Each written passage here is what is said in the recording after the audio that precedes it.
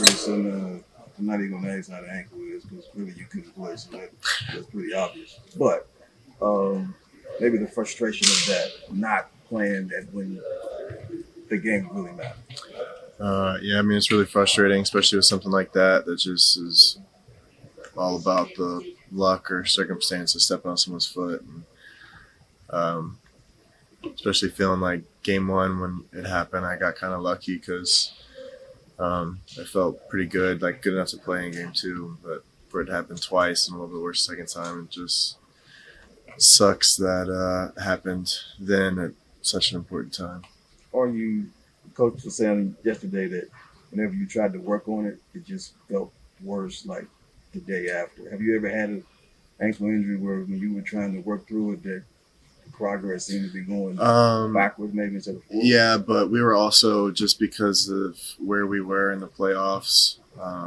Like, it's easy in hindsight to say, oh, it flared up. Like you should have gave it 4 days and then tried for game four or whatever. But we felt like, and we kind of decided that it was worth it to try. So I ramped it up pretty much every other day to try to play in game three, gave it a break, tried to ramp it up to play in game four. And both times it just wasn't good enough, and then responded the next day or even later in the afternoon with some more swelling and a good amount of more pain. So, I mean, it's knowing looking back, like it probably would have been smart to not try each time, but I still, like in the moments, thought it was worth it. How frustrating was it to see you guys battle, knowing you could help if you were on the court, but not being able to be out there? Yeah, I mean, very, very frustrating. I kind of built up the whole season of playing those games. Grayson, you had mentioned a few weeks ago that you felt like you guys had like 10 or 15 games this season where you felt, oh man, we should have had that one. Yeah. When you look at the season in totality, what do you feel like prevented you guys from sustaining that level of play you showed at your peak? I think some of the games early in the year, growing pains from a new group. Some of the games are, having some unfortunate injuries early in the season to some of our guys. And then some of the stuff later in the year, just with team turnovers as a group, everybody not closing games down the stretch, giving up fourth quarter leads. Like,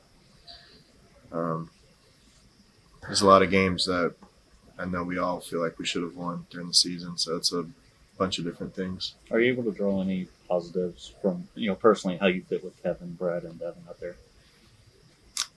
Yeah, I mean, I think for myself personally, like I've fit really well with this group, and I've played my best basketball of my career this season. So I'm definitely excited about, it's really early to start looking towards next year, but I'm excited to continue to play with this group and continue to get better as a group. There's so much talk about whether or not to add a traditional point guard. How do you feel like that would impact the play offensively? I don't know. I know the guys that we have with Book, Brad, and KD. We want the ball in their hands. Those three are going to be out there for the majority of the game. We want the ball in their hands. We want them being scorers. Adding a point guard, I don't know if that helps or just takes the ball out of their hands more. So I believe in the group that we had this year. I think we had enough. We just didn't quite put it all together. Through the ups and downs of the seasons, what do you think you learned the most about yourself playing with the Suns this year?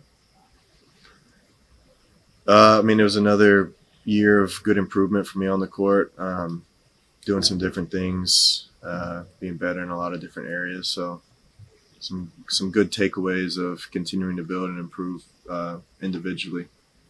When you look at this group, a lot of the roster is pretty much intact heading into next season. I know it's hard to diagnose right now, but when you look at next year, what do you feel like you guys need to be better in regard? Book mentioned the details, communication, things like that. Is there anything that stands out to you? Yeah, all those things: details, communications, execution, little things. Like I said, I like the group that we have. I feel like we have enough. We had enough. So just got to come back and be better, and hopefully the continuity helps. Grayson, do you think it was harder for everything to mesh than you guys might have thought, just looking at the talent? I mean, maybe. I think injuries really shortened the time frame that we had to be the group that we wanted to be. You kind of have, when you look at the season, you have like these benchmarks of where you should be by Christmas, All-Star, going into the end of the season, and I felt like when we were starting the season off in preseason, like we saw things that were like, all right, if we really work on this, like this could be really good for our group. And then, we go really the first half of the season without having our full five out there.